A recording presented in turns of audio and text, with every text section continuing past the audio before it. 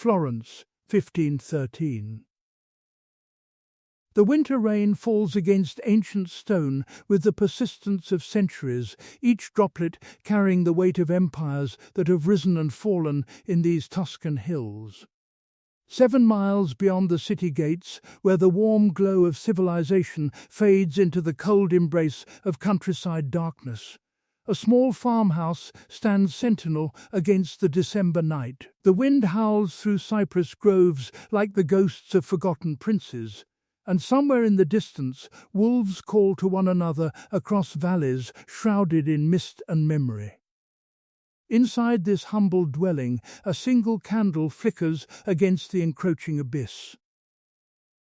The shadows dance upon shelves lined with the wisdom of ages, Livy, Tacitus, Plutarch, their leather spines worn smooth by desperate hands. At a heavy oak table, stained with ink and scarred by years of contemplation, sits a man who has lost everything, his position, his reputation, his very identity stripped away like autumn leaves in an unforgiving wind. You know this feeling, don't you? That crushing weight of exile from the life you thought you deserved. The sleepless nights when failure replays itself in endless, torturous loops. The sensation of being cast aside while others advance. Of watching from the margins as the world continues its relentless dance without you. This man is Niccolò Machiavelli, to history a teacher of darkness, but tonight simply a soul seeking solace in the architecture of understanding. As he dips his quill into ink black as the Tuscan night, writing letters to dead emperors and vanished tyrants, he discovers something profound: that survival in a chaotic world requires not goodness, but clarity. Tonight, his ruthless wisdom becomes your lullaby. His cold pragmatism, the gentle hand that finally grants you peace. You know this feeling intimately, don't you? That precise moment when the world decides it has no further use for you. When the scaffolding of identity you spent years constructing collapses in a single devastating season, leaving you standing among ruins you no longer recognize as your own life. Perhaps it arrived as a slow erosion, invitations that ceased, opportunities that evaporated like morning mist, conversations that died when you entered the room. Or perhaps it came as sudden catastrophe, the termination, the betrayal, the diagnosis that rewrote your future in a language you never learned to speak. This is the architecture of exile, and Niccolò Machiavelli understood its blueprints with the intimacy of a man who traced every stone in its foundation with bloodied hands. In 1513, at 43, he experienced a fall so complete it would have shattered a lesser mind entirely. For 14 years, he had served as secretary to the Second Chancery of the Florentine Republic. A man of kinetic energy, a creature of marble corridors and urgent correspondence. He negotiated with kings, corresponded with popes, shaped destiny with the careful precision of a master craftsman. His days pulsed with the intoxicating rhythm of power. He was essential, he was seen, he existed because the state needed him to exist. Then the Medici family returned, and the music stopped. Machiavelli was not merely dismissed, he was erased, stripped of his position, barred from the Palazzo Vecchio where his most vital years had unfolded, forbidden from leaving Florentine territory. But exile demanded more than his career. Accused of conspiracy in a plot he never touched, he was arrested, imprisoned, subjected to the strappado, suspended by ropes, shoulders wrenched from their sockets, dropped repeatedly until his body became a map of agony. Yet history whispers that the torture was not the cruelest punishment. Bodies heal, however slowly. The true anguish was the exile of the soul. He was banished to Sant'Andrea in Percosina, 7 miles from Florence, close enough to see the city that rejected him, distant enough to be forgotten by it. From negotiating with European powers to arguing with local butchers over timber prices. From shaping the fate of republics to supervising woodcutters and playing cards with bakers in shabby taverns. The mighty diplomat reduced to rural banality, his razor-sharp intellect dulled against the whetstone of meaningless days. You inhabit this same liminal space, even if you've never left your bedroom. You exist between the life you had and the life you must construct from debris, between who you were and who you must become to survive. Insomnia is its own form of banishment. Others slip into the soft darkness of sleep while you remain stranded on consciousness's shore, watching. The night stretches like an empty road, without markers, without destination. Your mind paces like a disgraced official in a narrow cell, measuring the same few steps repeatedly, as if repetition could unlock doors that simply aren't there. Machiavelli's Fall reveals an uncomfortable truth that keeps you staring at shadows on the ceiling. Sometimes you do everything correctly and still get cast out. Competence doesn't secure safety. Loyalty doesn't guarantee protection. Goodness doesn't purchase mercy. The universe operates with cold, impersonal logic, power shifts, and those standing in the wrong place at the wrong time are swept away like dust. But listen to the rain falling on Tuscan hills. When the structures of your life collapse, when validation's noise finally ceases, you're left with something terrifying but essential. Yourself, stripped of performance, naked before truth. The walls built to impress the world have fallen, yes. But only when the roof is torn away can you finally see the stars. You are here, in the rubble. You are alone. And perhaps, for the first time, you are free to build something true. You know this weight intimately, don't you? The invisible grime that accumulates on your spirit throughout each day. Not merely physical dust, but the psychic residue of forced smiles, swallowed words, and the 1,000 small compromises that chip away at your sense of self. You carry this contamination across the threshold of your bedroom, dragging the marketplace's chaos into sleep's sanctuary, wondering why rest refuses to visit a mind still dressed in the day's heavy armor. Niccolò Machiavelli understood this suffocating burden with the clarity of a man drowning in banality. His days in exile were spent supervising woodcutters, haggling over timber prices, drinking cheap wine with butchers and millers in shabby taverns. For a mind built to navigate the intricate chess games of European diplomacy, this mundane existence was a coat of shame he was forced to wear from dawn until dusk. He spoke the rough dialect of peasants, lowered his eyes to dirt, performed the exhausting theatre of irrelevance while his razor-sharp intellect dulled against the whetstone of meaningless hours. But as winter twilight bled colour from the Tuscan hills, Machiavelli performed what he would later describe to his friend Francesco Vetturi as a sacred ritual of psychological alchemy.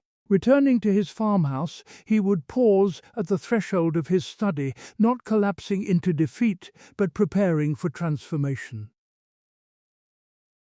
In his own words, on the threshold, I slip off my day's clothes with their mud and dust, and I put on my royal and curial robes, and thus, fittingly attired, I enter into the ancient courts of ancient men. This was not vanity, but survival. By changing his external form, he signaled to his internal world that the time for suffering had ended and the time for wisdom had begun. He understood that consciousness cannot transition from chaos to contemplation while wearing the uniform of its struggles. The mud belonged to the exile, the robes belonged to the philosopher. He refused to let these worlds contaminate each other, creating instead a sacred boundary marked by the simple act of changing clothes. You must learn this art of conscious shedding. Each evening you perform your own version of this ritual, though perhaps unconsciously. You remove the day's costume, but do you truly release what it represents?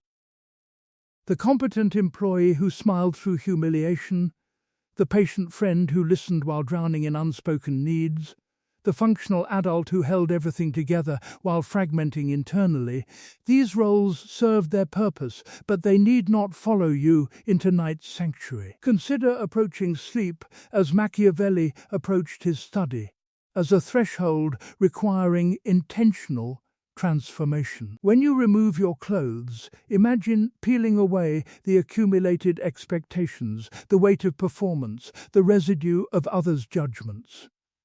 Feel the day dissolve under cool water as you wash your face with deliberate slowness.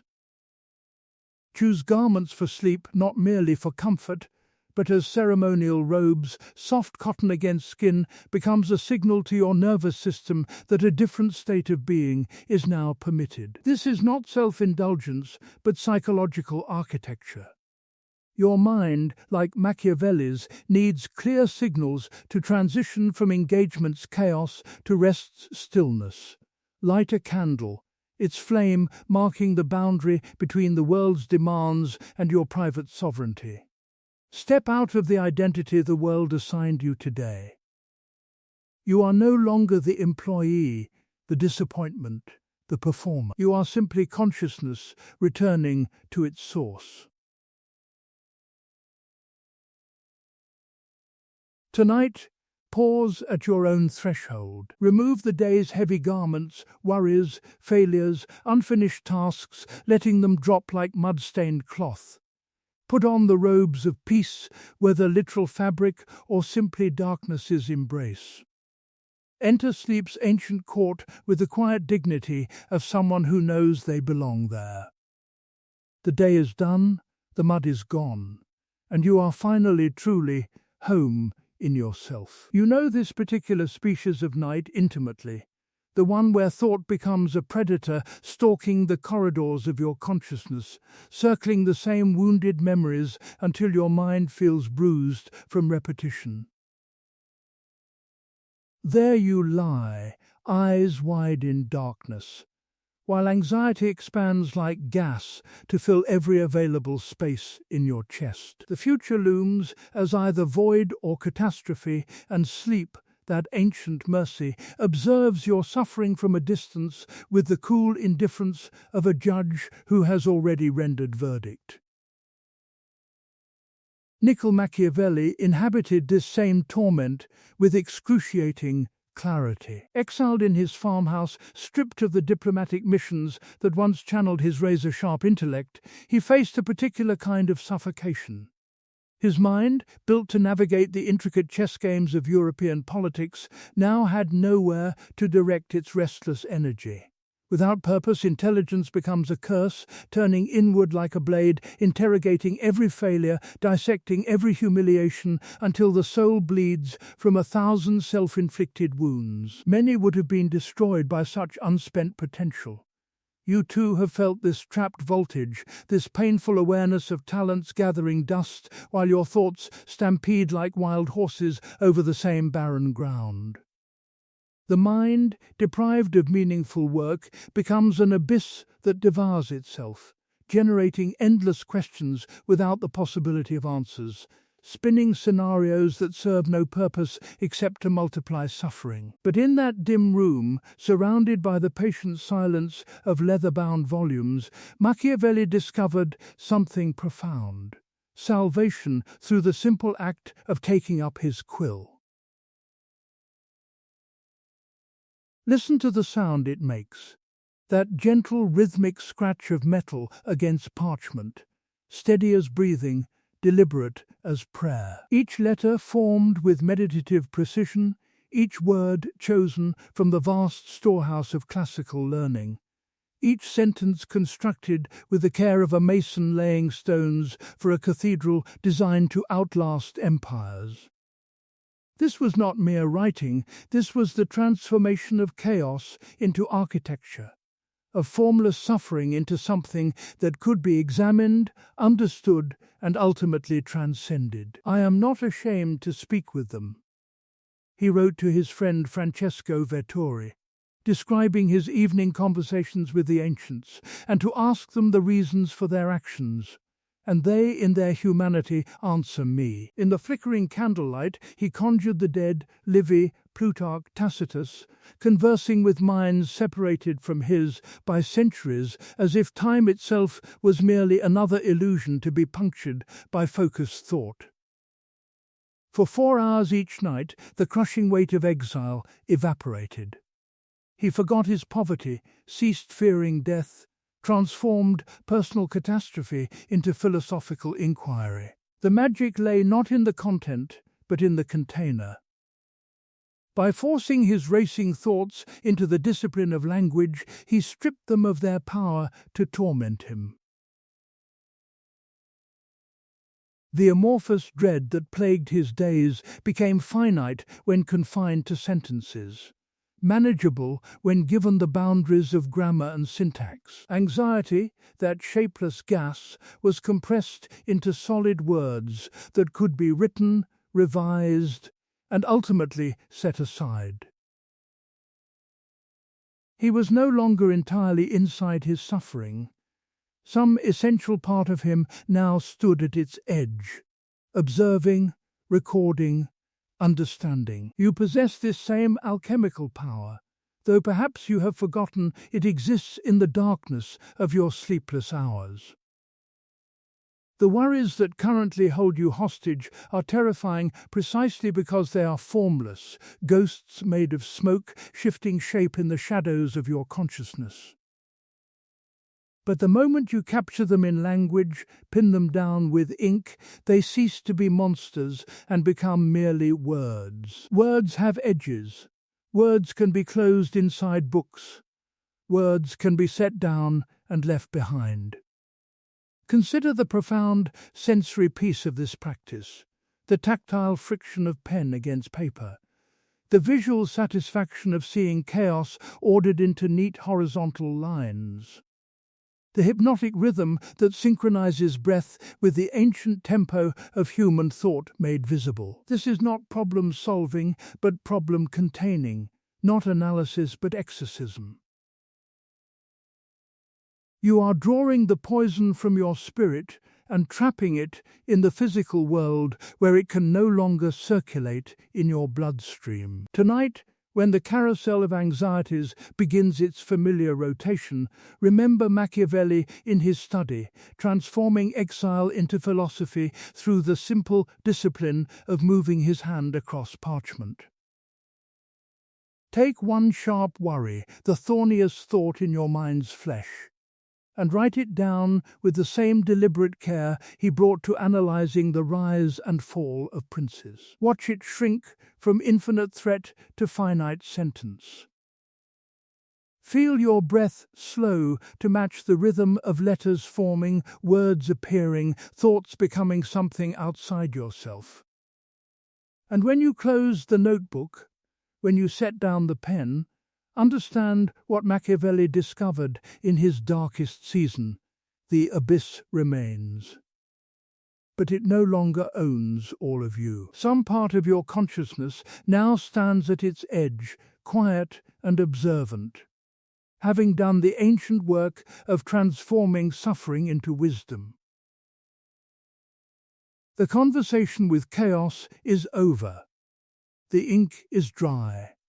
The dead are at rest, and you, having emptied the vessel of your mind through the patient alchemy of language, are finally free to drift toward the silence you have created.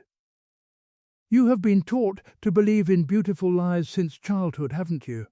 Not malicious deceptions, but the soft, necessary fictions that make existence bearable. Work hard and virtue will be rewarded. Extend kindness and it will return to you. Follow the rules and the universe will honor your compliance. These comforting myths wrapped around your developing consciousness like warm blankets, protecting you from the cold machinery of how the world actually operates.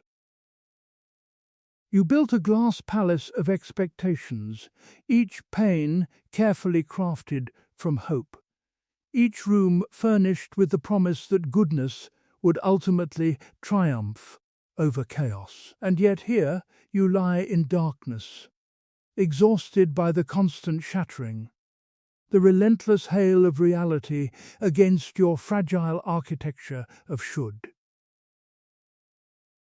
The world should be fair. People should be grateful. Your efforts should matter.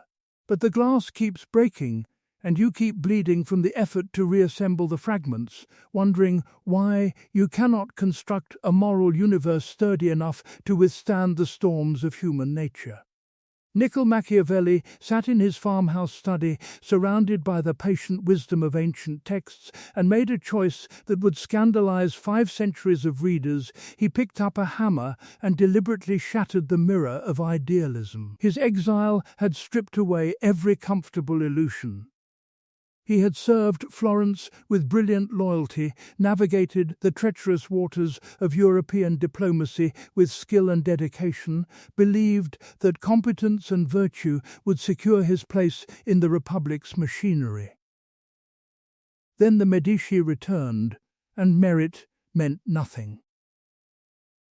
Virtue bowed before advantage. One season of political weather erased years of faithful service, revealing the brutal truth that power operates by rules fundamentally different from those taught in philosophy books.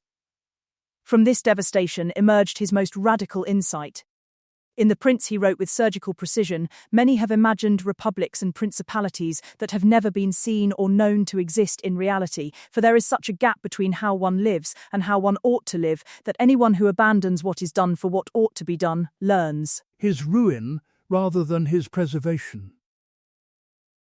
These words still echo across centuries because they name the source of so much human suffering. The exhausting performance of idealism in a world that rewards strategic intelligence over moral purity. This was not cynicism, but mercy toward those tormented by cognitive dissonance. Machiavelli offered permission to stop being surprised when people act according to self-interest, to cease expecting cosmic justice from systems designed for survival and advantage. He whispered that your disappointment is not evidence of personal failure, but proof that you were taught to expect fairness from an indifferent universe. The colleague who undermined you, the friend who disappeared when you needed them, the institution that discarded your loyalty, each becomes less a moral mystery and more a predictable outcome of fear, ambition, and the ancient calculus of gain and loss. Consider the profound relief hidden within this recognition. You have been playing chess while everyone else understood the game was poker, bringing sincerity to performances that required masks, offering vulnerability in arenas that reward armor. The exhaustion you feel is not from the world's cruelty, but from the constant effort required to maintain faith in a fundamentally broken system. You are tired from explaining away injustice, from generating elaborate justifications for why bad things happen to good people, while the ruthless sleep soundly in their fortresses of accumulated advantage. Tonight, let Machiavelli's harsh mirror reflect truth without the distorting lens of wishful thinking. The glass palace is gone, yes, but the ground beneath your feet is solid, real, enduring. You are not responsible for fixing the fundamental injustice of existence. Drop your guard against reality's indifference. The ideals can wait until morning. For now, rest in the brutal clarity of things as they are, where no illusion can ever hurt you again. You have spent so many years building bridges, haven't you? Delicate spans of vulnerability stretched across the vast chasm between your consciousness and others, each plank crafted from carefully chosen words.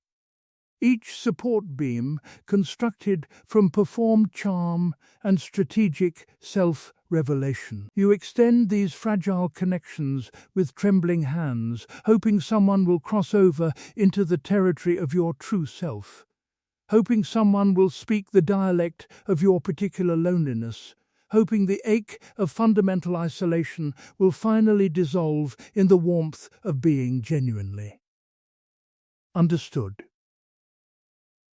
But here you lie in darkness, and the bridges stand empty. The friends who promised to stay have drifted into their own concerns. The partners who swore to understand you have revealed the limits of their patience. The family who should know you best remain strangers to the person you actually are beneath the performance. And in this hollow quiet, a terrible recognition arrives.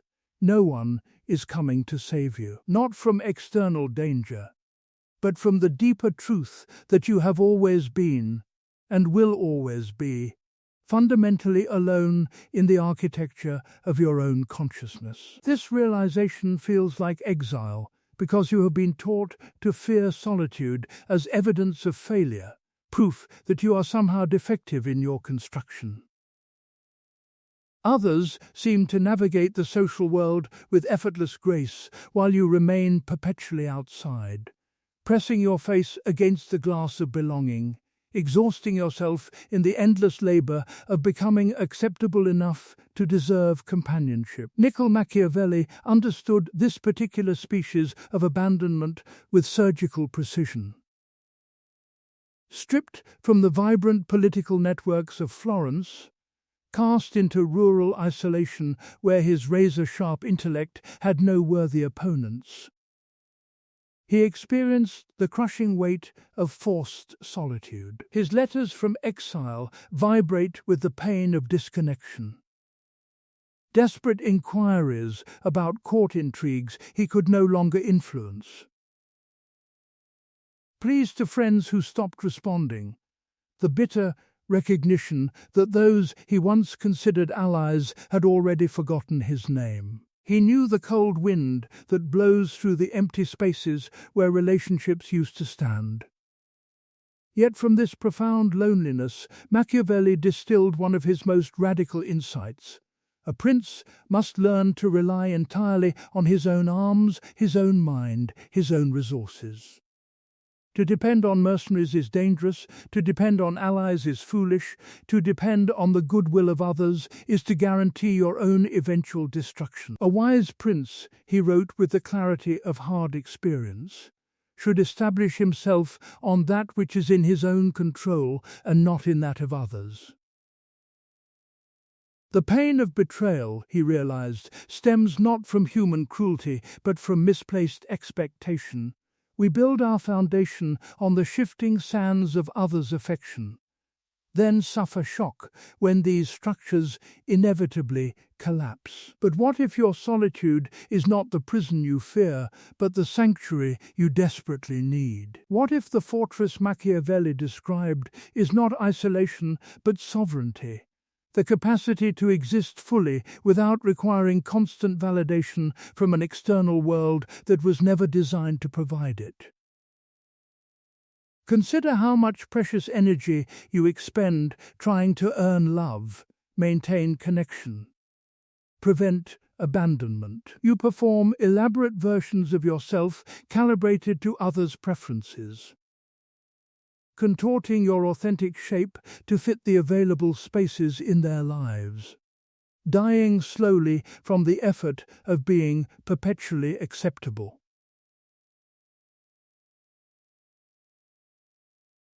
The fortress of solitude asks a different question. What if you stopped? What if you withdrew your consciousness from the exhausting marketplace of approval and built something sturdy within yourself? A citadel where your value is not subject to others' fluctuating assessments, where your peace does not depend on someone else choosing to stay. This is not bitterness, but architecture. Not cruelty, but clarity. You are constructing walls not to keep love out, but to protect the tender sovereignty of your own existence from the chaos of others' unpredictable movements. Tonight, begin building this fortress, brick by internal brick, through small, quiet acts of self-sovereignty. Honor your own limits even when guilt protests. Say no to those who drain you without offering replenishment. Allow yourself to rest without having to earn it through exhaustion first. Recognize that other people's confusion, disappointment, or anger do not automatically mean you are wrong or broken. They mean you are no longer performing their preferred version of you, and this is not your problem to solve. Imagine your mind as a citadel built on high ground, its walls thick stone, impervious to the arrows of casual judgment. Inside, there is a garden where thoughts can grow without being pruned for others' comfort. A library where you can read the books of your own experience without having to explain their meaning. A quiet room where a fire burns steadily and you are simply yourself, unperceived, unjudged, unrequired, to be anything other than what you are. As you lie in darkness, visualize each breath laying another stone in these protective walls. Feel the solidity building around the fragile, dignified truth at your core. You are not trapped inside this fortress. You are finally safely home. The world outside can continue its chaotic dance of alliances and betrayals. But in here, in the sovereign territory of your own consciousness, there is peace. The drawbridge is raised. The gates are closed. And you, the architect and guardian of your own soul, can finally rest. You live in the mathematics of anticipated pain, don't you? Your consciousness has become a sophisticated prediction machine, constantly computing probabilities of rejection, measuring distances to potential humiliation, calculating the precise angle at which your vulnerability might be weaponized against you. Every decision passes through this invisible equation. How might this wound me? What shadows hide in this seemingly innocent interaction? Where are the hidden traps in tomorrow's uncertain terrain? Your nervous system operates like a vigilant sentinel, scanning horizons for threats that may never materialize, exhausting itself in the service of protecting you from dangers that exist primarily in the realm of possibility. This relentless vigilance feels like wisdom, like the necessary price of survival in a world that has already demonstrated its capacity for cruelty. But here, You lie in darkness, paralyzed by the weight of all these calculations, unable to move forward because every path leads through territory marked danger on your internal map. The fear that was designed to protect you has become the cage that contains you. And you can no longer distinguish between genuine threat and the phantom menace your mind generates from the raw material of old wounds. Niccolò Machiavelli sat in his farmhouse study, examining fear with the cold precision of a geometer studying angles and trajectories. His most infamous assertion still reverberates through centuries of moral philosophy. It is much safer to be feared than loved. On the surface, this appears to be a tyrant's manual, confirmation of every dark suspicion about human nature. But listen more carefully to what he actually understood, not how to inspire terror in others, but how fear itself operates as the fundamental architecture of human behavior, including your own. He recognized that fear is not an emotion to be conquered, but information to be decoded. When he wrote about the mechanics of terror, he was mapping the invisible geometry that governs all human interaction. People act not from their stated values, but from their deepest anxieties. The colleague who undermines you fears their own inadequacy. The friend who disappeared fears the contagion of your struggle. The lover who abandoned you feared the vulnerability that genuine intimacy demands. Fear moves beneath the surface of every betrayal, every cruelty, every moment when someone chose safety over connection. And you are not weak for feeling afraid. You are simply receiving accurate data about existence in a world where pain is always possible, where trust can be weaponized, where openness creates opportunities for wounding. Your anxiety is not malfunction, but sophisticated threat assessment. Your hypervigilance, not pathology, but pattern recognition honed by experience.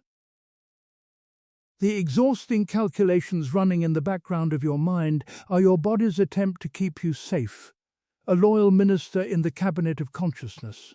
Perhaps overly zealous, perhaps shouting too loudly, but fundamentally devoted to your survival. Machiavelli's cold analysis offers unexpected relief. Stop trying to eliminate fear and start using it strategically. Your racing thoughts at 3 a.m. are protection protocols, running simulations of disaster so you can prepare defenses. But this guardian has become jailer. This security system has become the source of insecurity. What if you could acknowledge the fear without obeying its every command? What if you could thank your nervous system for its diligent service while gently explaining that not every shadow contains a predator, not every silence signals abandonment? Tonight, practice a different geometry. When anxiety rises like floodwater, threatening to drown you in catastrophic predictions, pause and ask, what is the actual threat in this exact moment? Not tomorrow's potential disaster, not yesterday's confirmed betrayal, but right now, in this breath, in this heartbeat. The answer is almost always nothing. The danger is theoretical, the pain projected, the catastrophe computational rather than real. Breathe into the tightness in your chest and speak directly to your fear with Machiavellian clarity. I see you. I understand your purpose.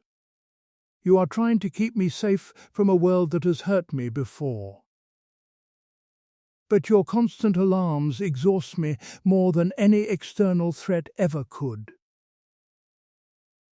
I acknowledge your warning and choose to rest anyway. Fear loses its tyrannical power when you stop treating it as absolute truth and start recognizing it as simply one advisor among many in the parliament of your consciousness.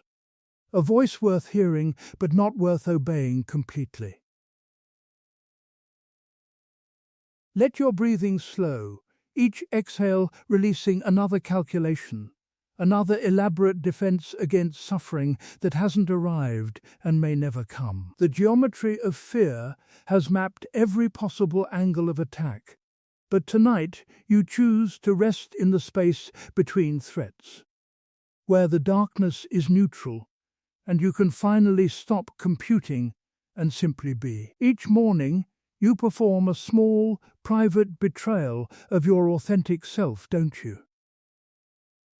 Before your eyes fully adjust to daylight, before consciousness solidifies into coherent thought, you are already reaching for the costume, assembling the acceptable version of yourself piece by careful piece, calibrating your expression, rehearsing the day's necessary performances. You choose clothes not merely for comfort, but as armor.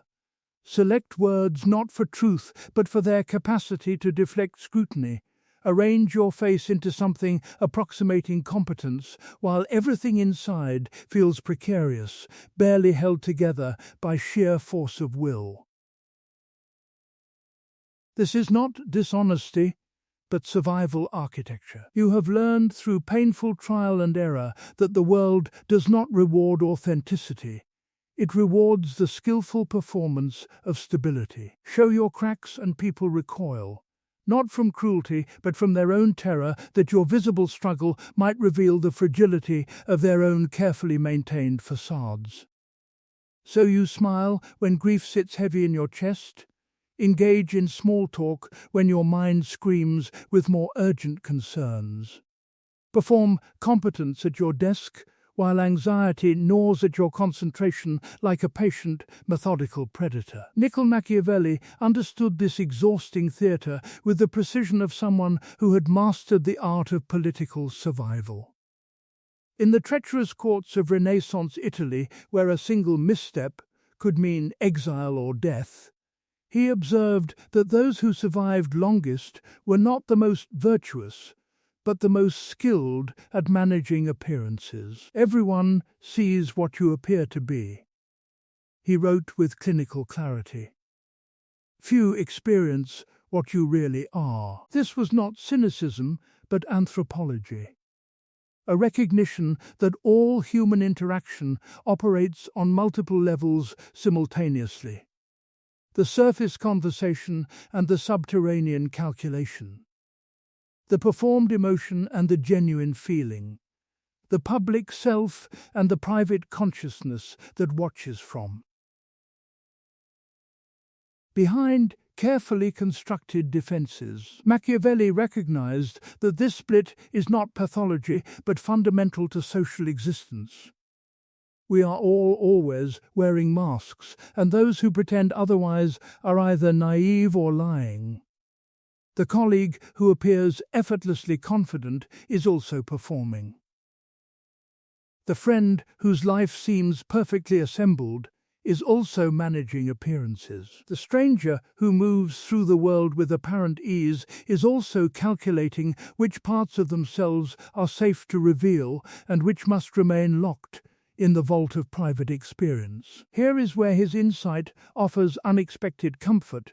If everyone is performing, then your exhaustion from this theatre is not evidence of personal failure, but proof of your participation in the universal human condition. You are not a fraud for feeling broken inside while looking functional outside. You are simply a skilled actor in the theatre of existence, working two jobs simultaneously, the one you are paid for and the more demanding one of managing your persona. The bone-deep fatigue you carry is the natural consequence of this constant psychological labor, and it is entirely reasonable that you are tired. The modern world creates a particularly cruel paradox. It demands authenticity while punishing vulnerability, asking you to be yourself, but only if that self is palatable, productive, and pleasant. You navigate this impossible terrain with the same strategic intelligence Machiavelli advised for princes, concealing weakness, projecting strength, performing loyalty while calculating advantage. The mask you wear is not betrayal of your authentic self, it is protection for that self, a necessary buffer between your tender interior and the harsh machinery of social expectation. Tonight, as you finally remove this costume, feel the profound relief of letting the performance end. Peel away the competent professional, the supportive friend, the person who has it together.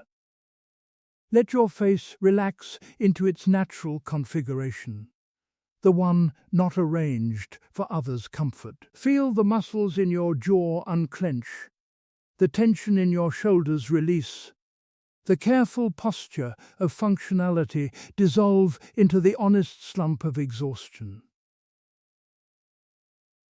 You do not need to be anything right now. The audience has departed. The stage is dark. In this private darkness, you can finally stop managing appearances. Stop calculating which version of yourself is safest to present. The theatre is closed, the lights are out, and the person beneath the mask, tired, honest, beautifully imperfect, can finally, quietly rest. You have been taught to feel guilty for wanting power, haven't you? Not power over nations or markets, but the quiet, modest power to direct your own life, to say no without shaking, to ask for what you need without apology, to occupy space without feeling you must continually earn the right to exist. The world insists you choose, be strong or be clever, direct or subtle, roar your truth with leonine courage, or navigate shadows with vulpine cunning. This forced binary has left you paralyzed in the space between, judging yourself harshly for possessing both the capacity for confrontation and the talent for evasion. Believing your complexity is evidence of profound dysfunction rather than sophisticated design. Perhaps you recognize yourself more readily in the fox, clever, cautious, perpetually calculating the safest path through dangerous territory. You have learned to read rooms with supernatural precision, to sense shifts in emotional weather before storms arrive, to deflect conflict through strategic retreat and careful positioning. This is not cowardice, but survival intelligence honed by a world that punished your roars, that taught you through repeated wounding that direct confrontation leads only to greater pain. So you became subtle, indirect, exhausting yourself with the constant mental chess required to avoid traps you can sense but not always see. Or perhaps in rare moments, the lion bursts out of you in uncontrolled ways, sharp words, sudden boundaries, impulsive withdrawals, followed by waves of shame and self-recrimination. Because you were never taught how to inhabit strength calmly, it erupts chaotically, confirming your fear that power is inherently destructive. So you retreat again into excessive gentleness, overcorrection, apology, becoming more fox-like, more careful, more terrified of your own potential for impact. Niccolò Machiavelli sat in his study, surrounded by the patient wisdom of Roman historians, and recognized something the moralists of his era refused to acknowledge. Effective survival requires both natures operating in fluid alternation. A prince must be a fox to recognize traps, and a lion to frighten wolves, he wrote with characteristic precision. The lion cannot defend himself from traps, and the fox cannot defend himself from wolves.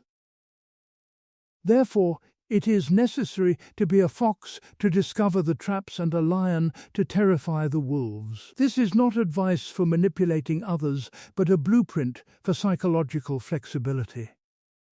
a map for navigating an unpredictable world where some threats require direct confrontation while others demand strategic intelligence. Your burnout, your social anxiety, your chronic indecision, they are not random defects but symptoms of this imbalance, too much calculation without action or too much reaction without reflection. The exhaustion you feel stems from the cognitive dissonance of denying half your available intelligence, like trying to walk using only your left leg while your right remains perpetually unused. The part of you that overthinks, that hesitates, that sees danger in every shadow, this is your inner fox, and it is not weakness but sophisticated pattern recognition that has kept you safe in complex social environments. It is the intuition that whispers wait when others rush forward. The caution that prevents disastrous commitments. The intelligence that reads subtext and navigates complexity with surgical precision. Honor this guardian, it has served you faithfully. And the part of you that occasionally flares with righteous anger, that sets sudden boundaries, that feels the urge to fight back against injustice even when terrified, this is your inner lion, and it is not aggression, but dignity asserting its right to exist. It is the primal force that gets you out of bed on impossible mornings. The strength that endures when endurance seems impossible. The courage that allows you to survive heartbreak and failure and try again. Respect this guardian, it protects what is essential in you. Tonight, as you lie in darkness, feel both animals breathing within you, not as enemies, but as allies finally at peace. The lion rests, conserving its strength for battles that truly matter, no longer wasting energy on conflicts that serve no purpose. The fox curls beside it, alert but calm, its cunning mind finally permitted to rest from constant calculation. They are not fighting for control, they are sharing the watch. Two aspects of a single, sophisticated consciousness designed for survival in a world that contains both wolves and traps, both open battlefields and hidden snares. You are not broken because you contain contradictions. You are resilient because you possess range. You are vast enough to contain both caution and courage, both strategy and strength. Let the internal conflict dissolve into integration, the self-judgment melt into acceptance. The fox has checked the perimeter, there are no traps tonight. The lion guards the gate, the wolves will not approach. Your defenses are complete because your nature is whole. In this wholeness, in this acceptance of your full, complex self, the guardians can finally rest. And you can finally, safely sleep. You have spent so much of your life at the negotiation table with the future, haven't you? Endless private bargains signed in the dim corridors of your mind. If I work hard enough, if I am kind enough, if I plan meticulously enough, then perhaps fate will show mercy toward my fragile hopes. You construct elaborate contracts with existence itself, believing that control is the currency with which you can purchase security, that anxiety is simply the auditing process, checking again and again to ensure you have paid enough into the system to guarantee the outcomes you desperately need. Your insomnia becomes a frantic boardroom meeting where you negotiate with tomorrow's uncertainties, trying to broker deals with forces that never agreed to honor your terms. Yet here you lie in darkness, tormented by the mounting evidence that the universe has not signed your contract. The promotion went to someone less qualified, but better connected. The relationship ended despite your perfect devotion and careful attention to every detail. The illness arrived without warning, indifferent to your healthy choices and preventive measures. Your best efforts dissolved into nothing while others, careless, cruel, seemingly undeserving, prospered without consequence. This disconnect between your meticulous input and the world's chaotic output feels like a personal betrayal, a glitch in the moral software of reality that you must somehow debug through sheer force of worry. Niccolò Machiavelli understood this cosmic indifference with the surgical precision of someone who had been crushed beneath fortune's wheel and lived to map its mechanics. His own life became a case study in the limits of human agency. For 14 years, he had navigated the treacherous waters of Florentine diplomacy with brilliant skill, believing that competence and loyalty would secure his position. Then, the Medici returned, and merit meant nothing. Political weather shifted, and he was swept away like debris in a flood, tortured, exiled, forgotten by the very system he had served with devotion. From this devastation emerged his most unsettling insight: there exists a force beyond human planning that he called Fortuna. He personified this chaos as a capricious goddess who distributes fate with no regard for merit, virtue, or preparation. In his most haunting metaphor, he described her as a violent river that floods without warning, beating down trees and buildings, lifting up earth from this side and placing it on the other. Everyone flees before it. Everyone yields to its onslaught without being able to oppose it anywhere.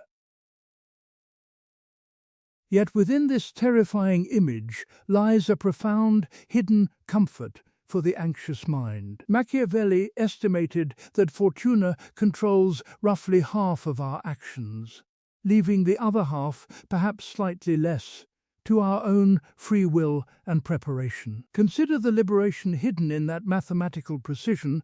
50% of your life is by definition unmanageable. The failure you are replaying tonight might not reflect your inadequacy, but merely evidence of Fortuna's caprice. The rejection wasn't necessarily about your worth. It was about timing, circumstance, the invisible currents that carry some opportunities toward you while sweeping others irretrievably away. Your meticulous planning addresses only the controllable portion of existence, and even that remains subject to Fortune's interference. This recognition strikes at the heart of your sleepless suffering. You lie awake trying to colonize the territory that belongs to Fortuna, attempting to control the uncontrollable through the sheer intensity of your thinking. Your mind has become a command center perpetually at war with randomness, exhausting itself in the futile effort to impose order on forces that answer to no human logic. But rivers do not listen to worry. They flow where gravity and geography dictate, magnificently indifferent to the pleas of those standing helplessly on their banks. The exhaustion you feel stems not from life's actual challenges, but from the psychological labor of maintaining the fiction that sufficient vigilance can control outcomes. You are tired from holding yourself responsible for the movements of Fortune's wheel, from believing that every misfortune represents a failure of preparation rather than the simple, impersonal operation of chaos.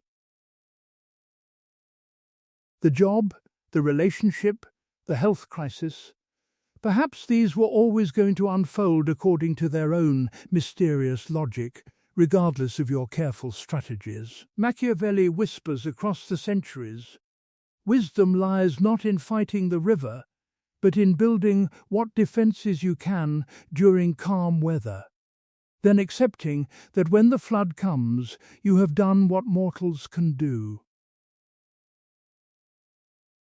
You control the effort, but not the result. You control the preparation, but not the outcome. You plant seeds, but cannot command the weather that determines whether they flourish or wither. Tonight, visualize yourself standing on the bank of this great dark river, Watch the water rushing past, carrying the events of your life, the decisions of others, the random collisions of circumstance.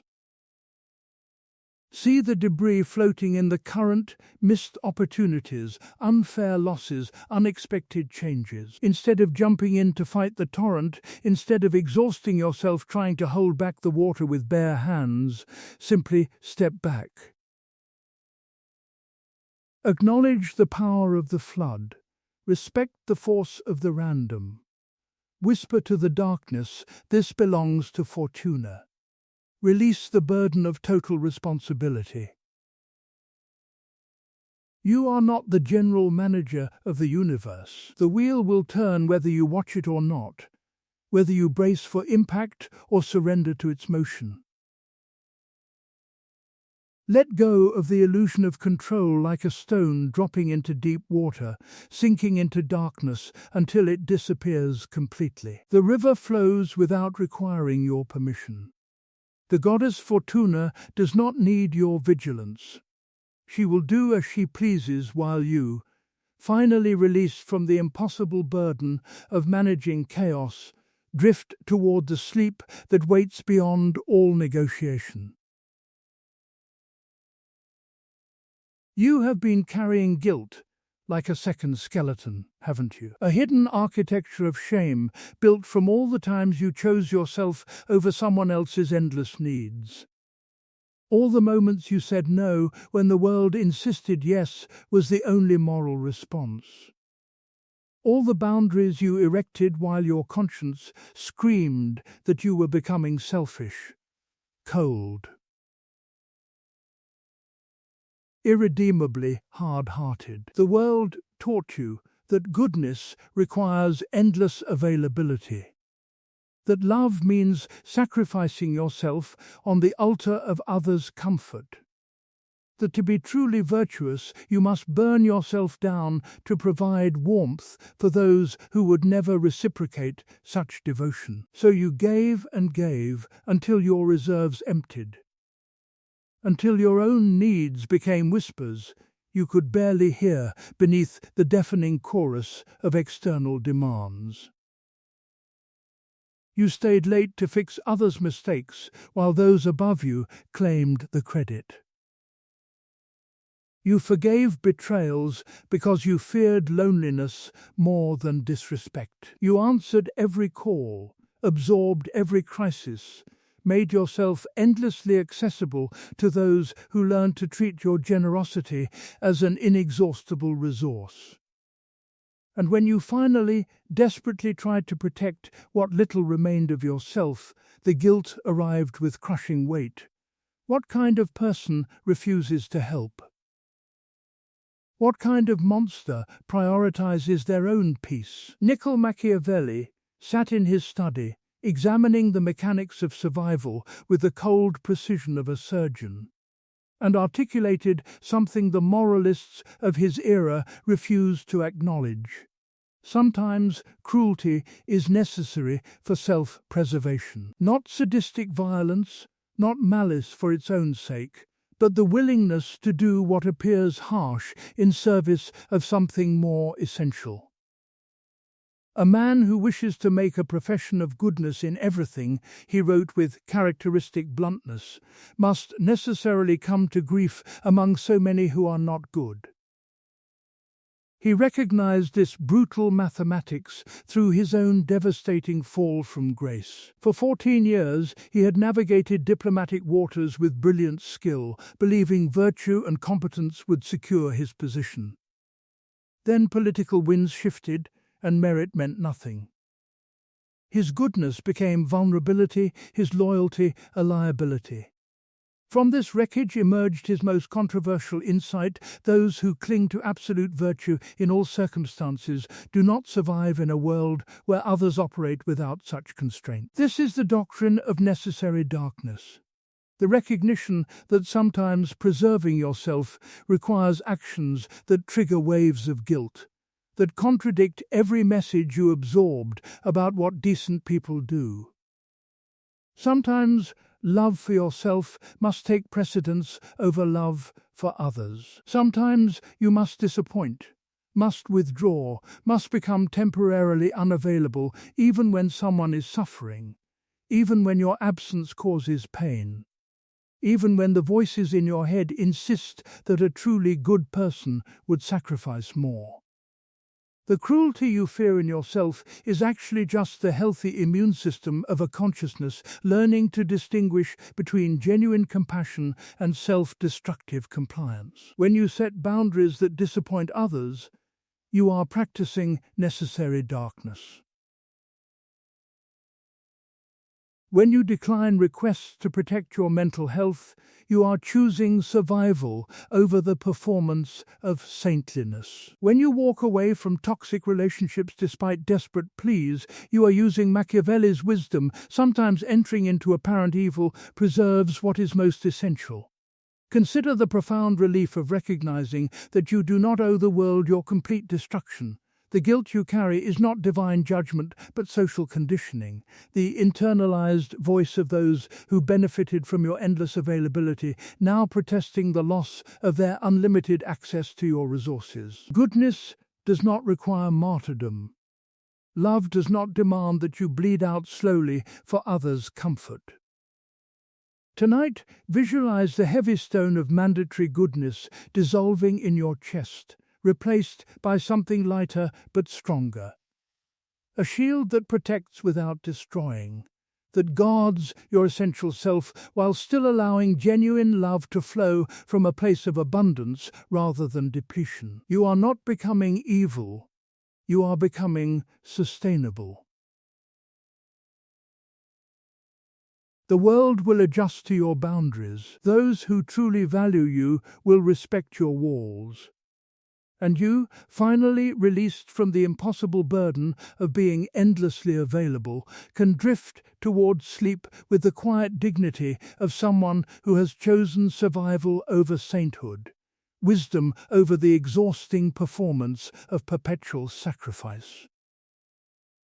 You have been treating your heart like a public fountain, haven't you? Always flowing, always available, open to anyone thirsty enough to approach with a story, a need, a practiced fragility that tugs at your carefully cultivated compassion. For years you have poured your most precious resources, attention, loyalty, vulnerability, the tender currency of genuine care, into relationships with the desperate hope that these investments would somehow accumulate interest, that your devotion would compound over time into the security of being. Truly known, genuinely valued, unconditionally cherished by those who witnessed your generosity. Yet here you lie in the darkness, conducting an unwelcome inventory of your emotional reserves, and the numbers tell a devastating story. Your accounts show chronic deficit, your trust distributed so freely it has lost all value, your energy hemorrhaging into relationships that function as one-way valves, everything flowing out, nothing returning except the hollow echo of your own voice calling into increasingly empty spaces. The friend who disappears during your crisis but reappears with their own. The partner who treats your emotional labor as atmospheric background, barely noticed until suddenly needed. The family member who uses your vulnerability as ammunition, then acts wounded when you finally learn to guard your secrets. This exhaustion you feel at 3 a.m. is not mysterious.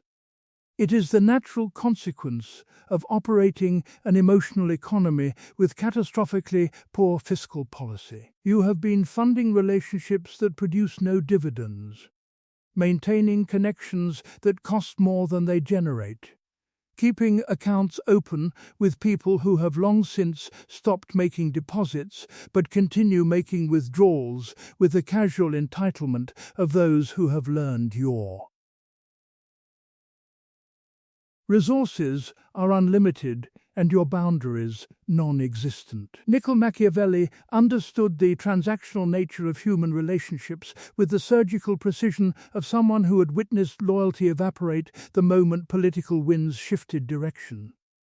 In the treacherous courts of Renaissance Italy, where alliances formed and dissolved with breathtaking speed, he observed that trust was never truly given freely. It was always a calculated investment based on mutual advantage, maintained only as long as both parties found the arrangement beneficial. Men are so simple, he wrote with characteristic bluntness, and so ready to obey present necessities, that he who deceives will always find those who allow themselves to be deceived.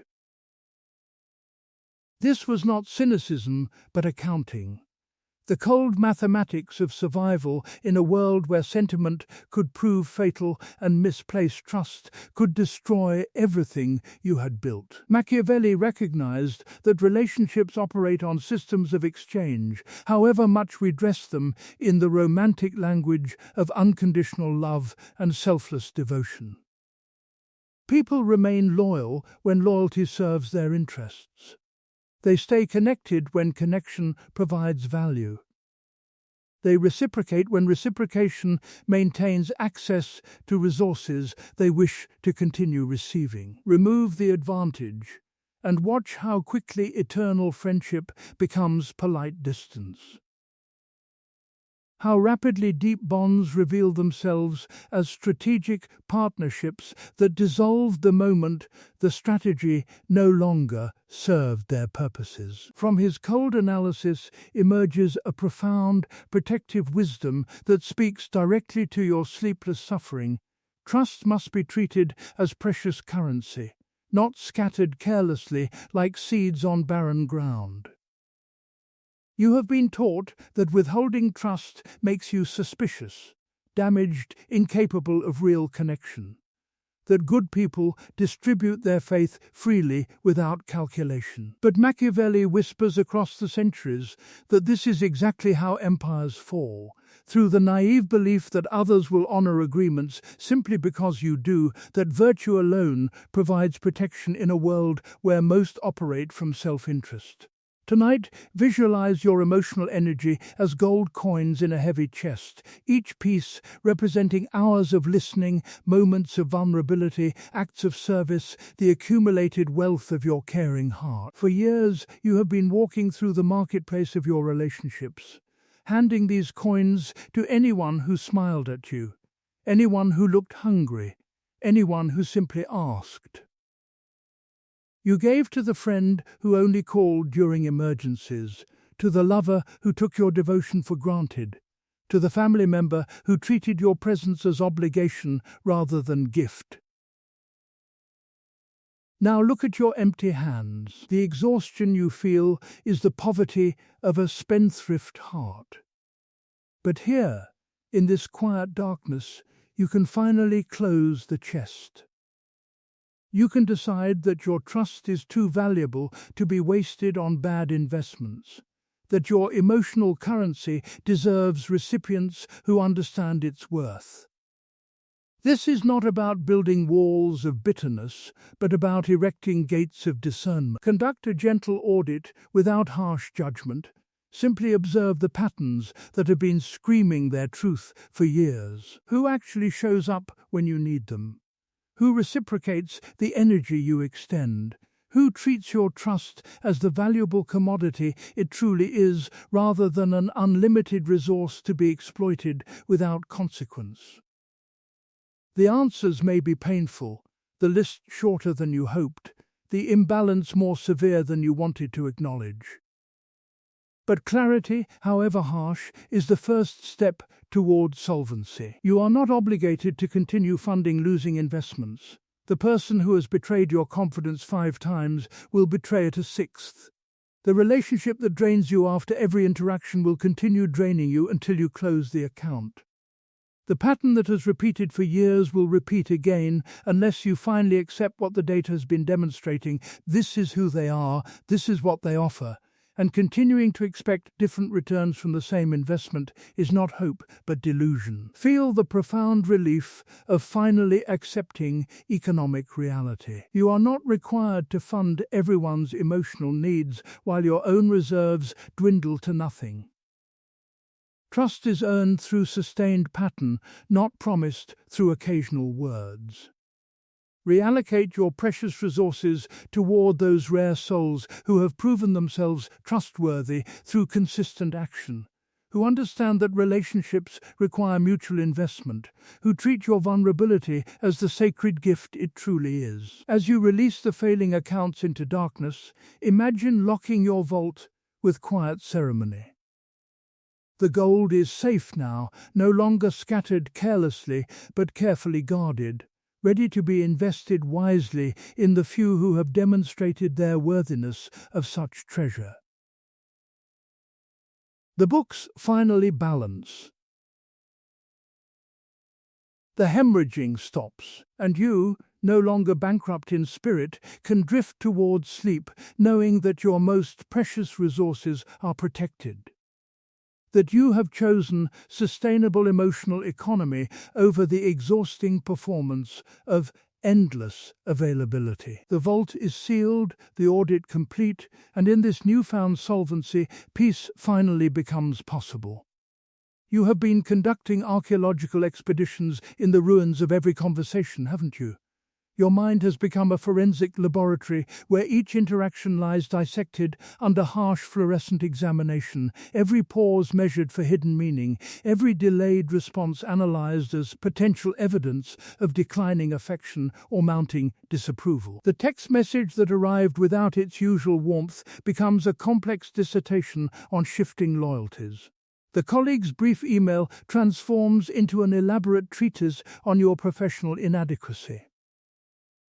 The friend's 3-hour delay in responding spawns increasingly dark theories of abandonment, each more convincing than the last, until you are drowning in an ocean of interpretation while the simple facts remain stubbornly, terrifyingly ambiguous. This exhausting hermeneutics of human interaction keeps you awake long past midnight, your consciousness trapped in the space between what was said and what might have been meant, between the words that arrived and the vast echoing silence that followed.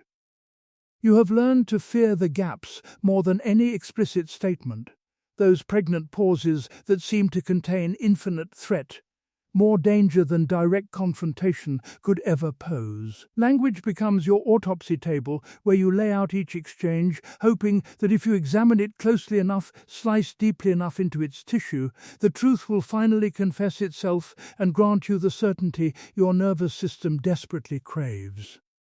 But you are haunted less by spoken words than by the cathedral of silence surrounding them.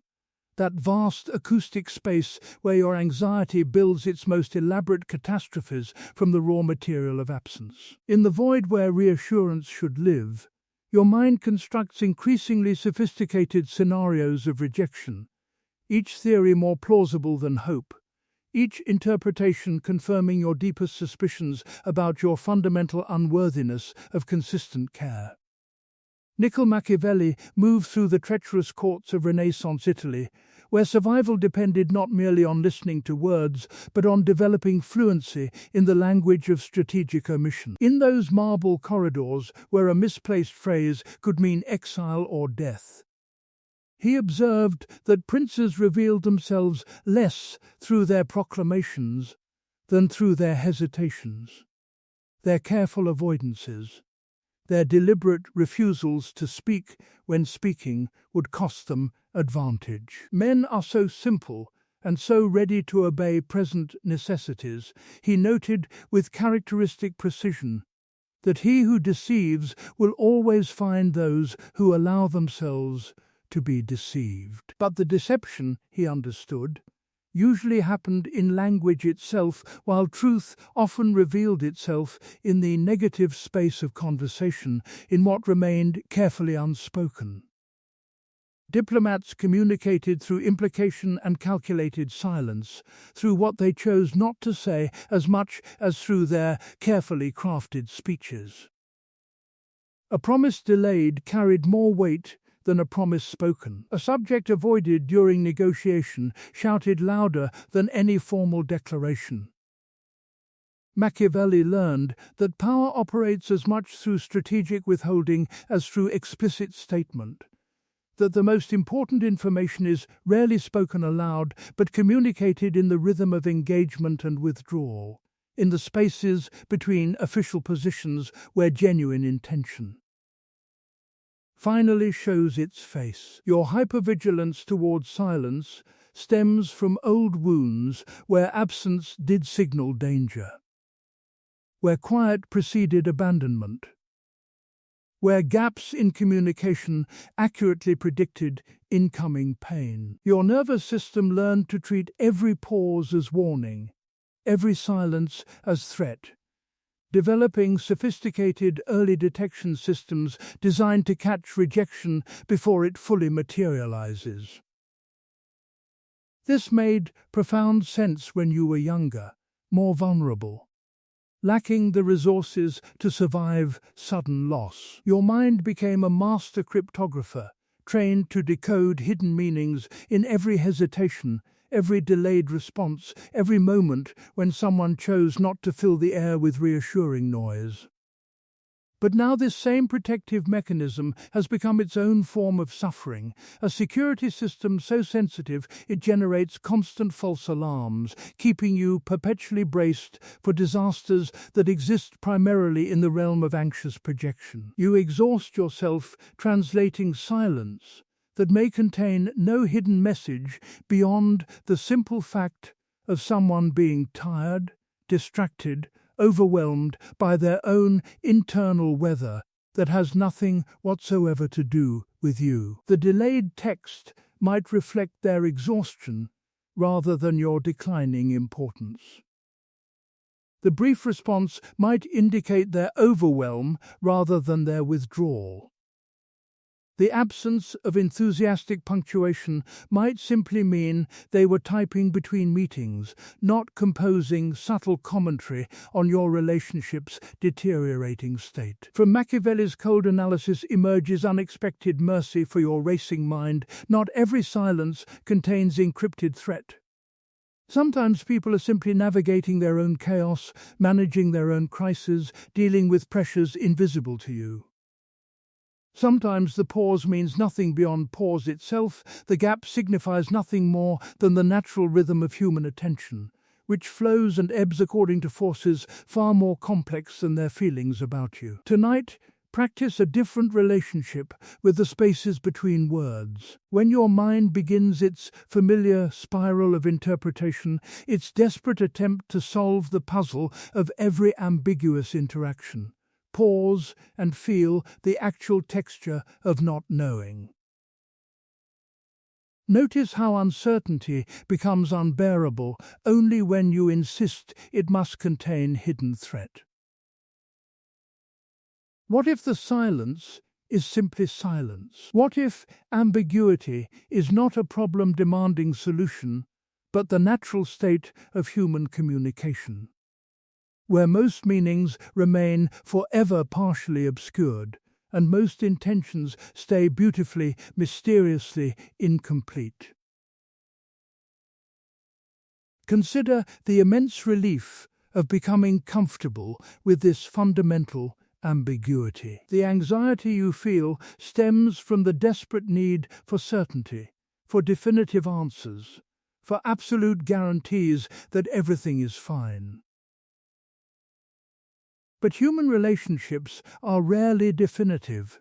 They are fluid, complex, filled with unspoken currents that shift according to weather you cannot predict or control. By forcing clarity through endless analysis, you are fighting the essential nature of connection itself, trying to map the ocean by counting individual drops of water.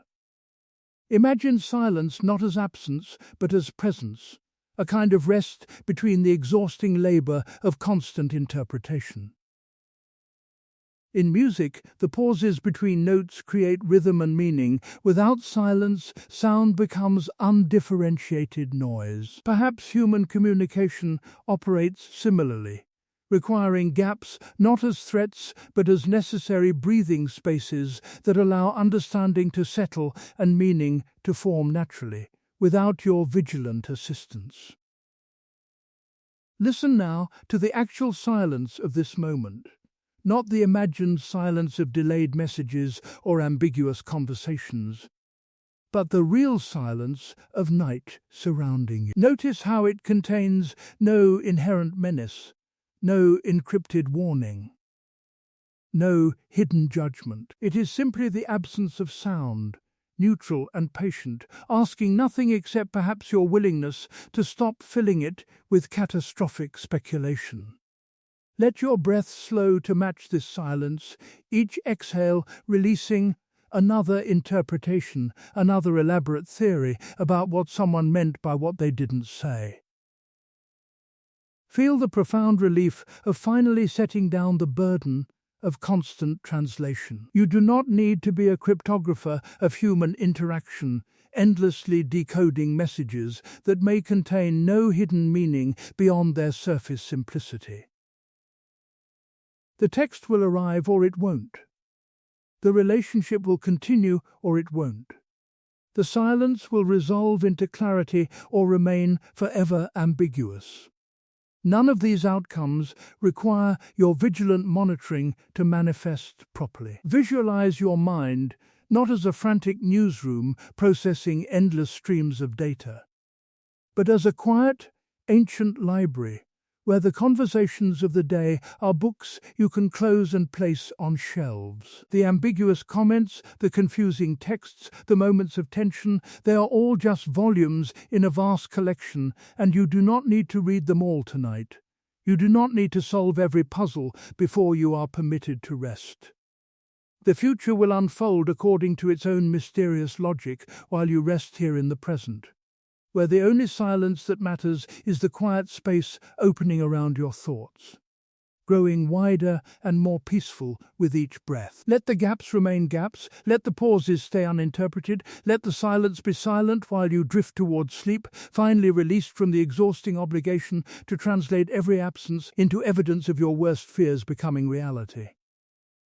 In this gentle darkness, ambiguity becomes not threat but sanctuary, and the spaces between words transform from prisons of anxiety into vast, peaceful territories where your mind can finally, gratefully rest. You have been trying to draw a map of tomorrow with trembling hands, haven't you?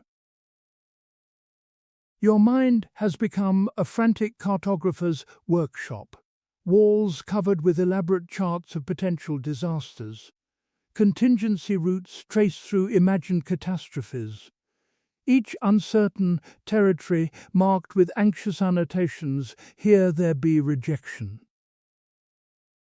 here there be ruin. You spread these phantom blueprints across the drafting table of consciousness, measuring distances to hypothetical pain, calculating the precise coordinates where your carefully constructed life might finally collapse into the abyss you have spent so many sleepless nights trying to avoid through.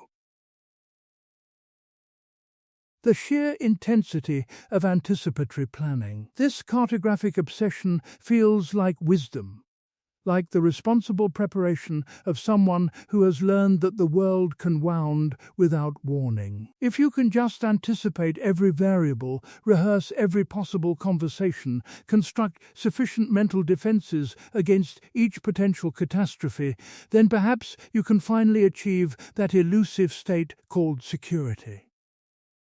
So you map and remap the uncertain terrain ahead, your internal pencil wearing down against the endless task of rendering the future predictable, controllable, safe. Yet here you lie in darkness, exhausted not by life's actual challenges, but by the impossible labor of trying to chart chaos itself.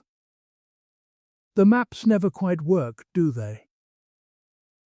Reality arrives with its own mysterious logic, rendering all your elaborate preparations instantly obsolete, like weather systems that refuse to follow the forecaster's careful predictions. Niccolò Machiavelli understood this fundamental impossibility with the surgical precision of someone who had watched entire political systems collapse overnight.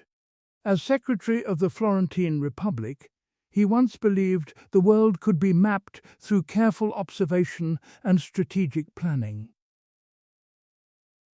He catalogued the movements of armies, the ambitions of princes, the shifting alliances of Italian city-states with the confidence of a man convinced that sufficient data would reveal hidden order. Then the Medici returned, and years of meticulous diplomatic cartography became worthless parchment in a single season of political weather.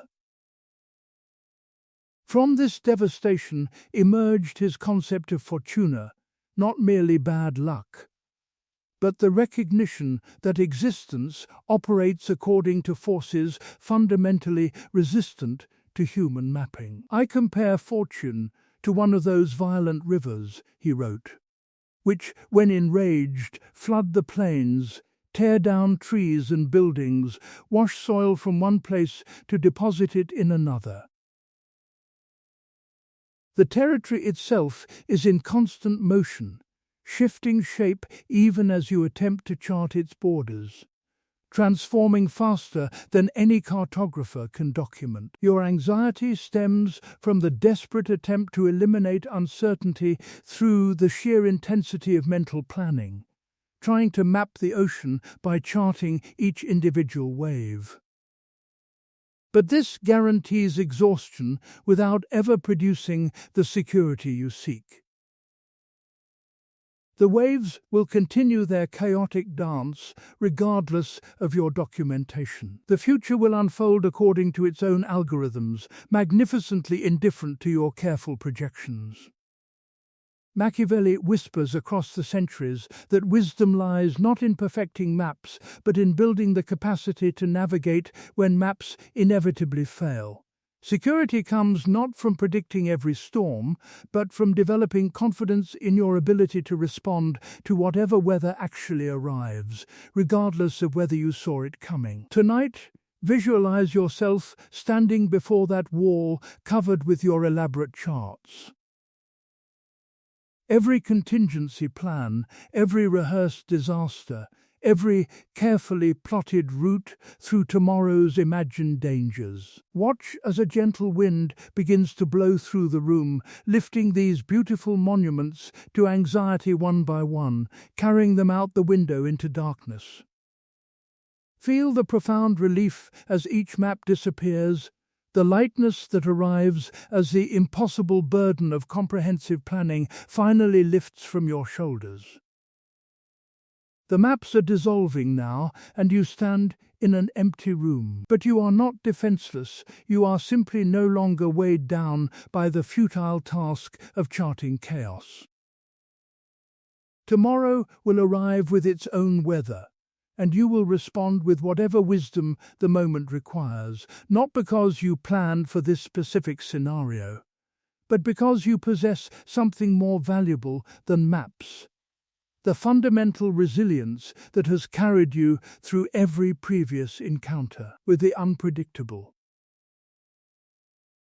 Let your breathing slow, each exhale releasing another contingency plan, another mental rehearsal, another elaborate preparation for a future that exists only in projection. The cartography project is complete, not because you have finished mapping everything, but because you have finally accepted that the territory was never meant to be mapped.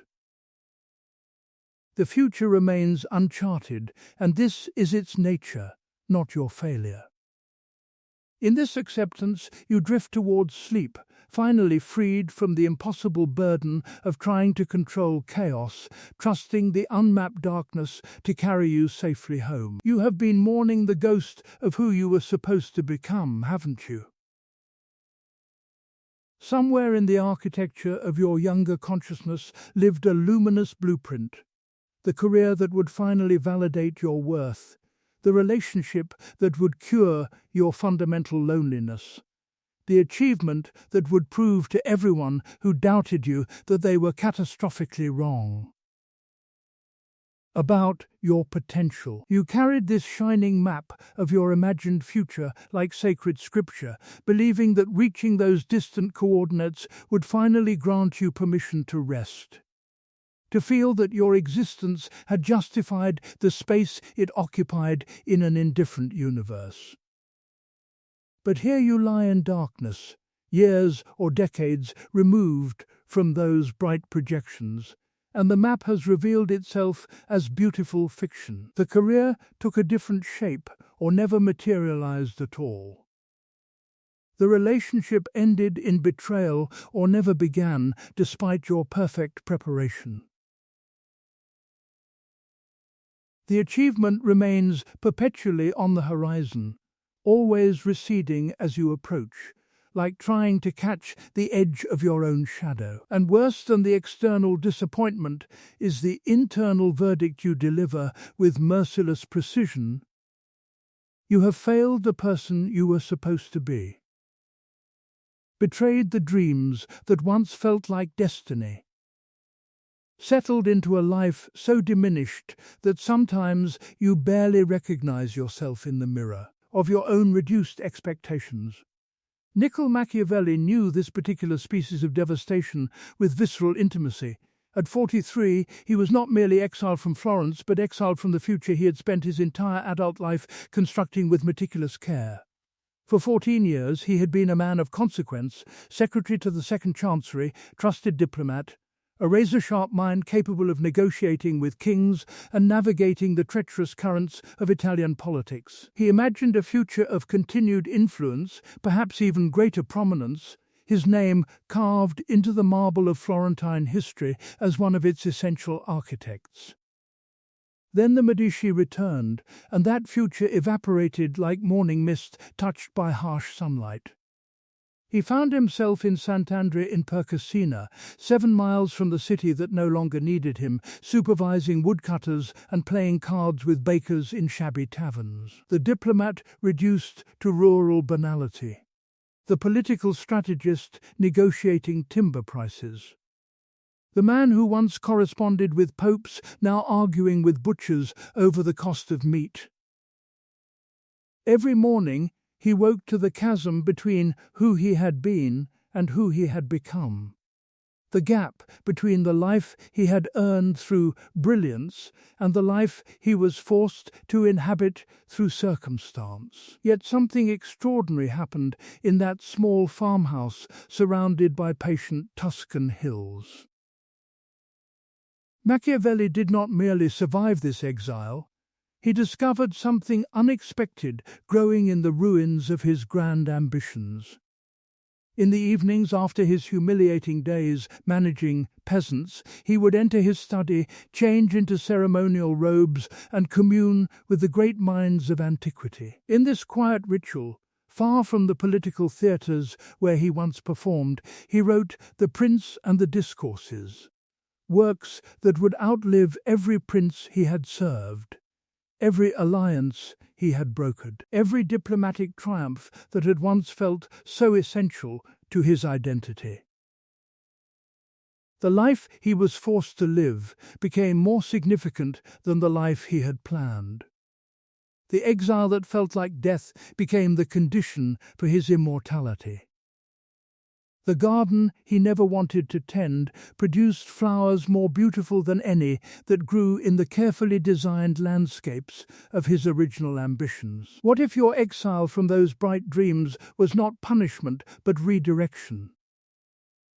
What if this smaller, quieter life, the one you sometimes feel ashamed to inhabit, is actually the garden where your truest self can finally grow without the pressure of performing for the audience of your younger expectations? The friendship that deepened precisely because career consumed less energy. The creative work you finally attempted because failure freed you from perfectionism's paralysis. The self-knowledge that arrived through disappointment, teaching you things success never could have revealed. Tonight, walk through this garden you never planned to tend. Notice the small flowers that grew without permission in soil you thought was barren. Let the morning complete itself. Then begin the gentle work of noticing what actually grew in the space your dreams left behind. As twilight arrives in this unexpected garden, visualize yourself sitting peacefully among what remains, not the exotic blooms you once coveted, but real flowers belonging to the life you actually lived, rather than the life you once believed you deserved. The garden receives you as you are, and in its patient soil you can finally gratefully rest. The candle in Machiavelli's study burns lower now, its flame diminishing to a whisper against the patient Tuscan darkness. Outside, the rain continues its ancient conversation with stone, the same rain that has fallen on empires and exiles, on the ambitious and the defeated, on every consciousness that ever struggled with the weight of being separate, aware, alone in the vast indifference of existence. Listen to it now, not as weather, but as time itself washing away the sharp edges of thought, dissolving the rigid architecture of identity you have maintained with such exhausting vigilance throughout this long night of philosophical wandering. You have travelled far through the geography of Machiavellian wisdom, through exile and transformation, through the geometry of fear and the economy of trust, through all the elaborate fortresses consciousness builds to protect itself from chaos. But now even these insights begin to lose their urgency, their insistence on being remembered, analyzed, applied. The lessons fade to whispers. The strategies dissolve into atmosphere. The brilliant clarity of ruthless truth becomes simply another voice in the growing chorus of silence that surrounds you like deep, still water. Imagine yourself standing at the banks of an ancient river, flowing quietly through the landscape of sleep. The Greeks called it Lethe, the river of forgetfulness. Its dark waters carrying away everything that feels heavy, everything that demands your attention, everything that insists you remain vigilant against tomorrow's uncertain weather. This is not the violent torrent of fortuna that Machiavelli described, but something gentler, more patient, a current that asks nothing except perhaps your willingness to release what you can no longer carry. Watch as the debris of consciousness floats past in the dark water. The conversations you replayed endlessly, searching for hidden threats, drifting away like fallen leaves. The elaborate defenses you constructed against rejection and abandonment, dissolving like foam on the water's surface. The masks you wore, the performances you sustained, the exhausting labor of being acceptable to a world that was never watching as closely as you feared. All of it carried gently downstream, becoming smaller and smaller until it disappears entirely into the merciful mist. Your breathing slows to match the rhythm of this ancient flow. Inhale, and the river rises slightly. Exhale, and it settles back into its eternal course. There is no effort required here, no strategy to implement, no wisdom to remember. The rain falls without your permission. Your heart beats without your supervision. The darkness holds you without requiring anything in return except your willingness to stop translating sensation into meaning, to stop converting every sound into potential threat or promise. Even Machiavelli's voice fades now, becoming just another whisper in the wind through cypress groves. The lessons of power and survival belong to daylight, to the realm of action and consequence. Here, in the kingdom approaching sleep, they have no authority. Here, there is only the sound of water meeting earth, the pulse of existence continuing its ancient work while you rest beside the current, no longer responsible for understanding anything, no longer required to be anyone in particular. Let go of the bank now. Let go of the need to remain separate, alert, defended against the chaos that will continue its dance whether you watch or not. Allow yourself to slip into the dark water, not to drown, but to float, weightless and supported by something larger than your individual will. Feel the current carrying away your name, your story, your carefully maintained boundaries between self and world. The stars above blur into soft streams of light. The sounds grow distant, muffled, unimportant. You are drifting now, dissolving at the edges, becoming less solid with each breath, each heartbeat, each gentle surrender to the river's patient pull toward unconsciousness. Drifting deeper, quieter, the water holds you. The darkness protects you. The silence receives you. Nothing to solve. Nothing to remember. Nothing to be. Just the rain. Just the river. Just the peace. Sleep.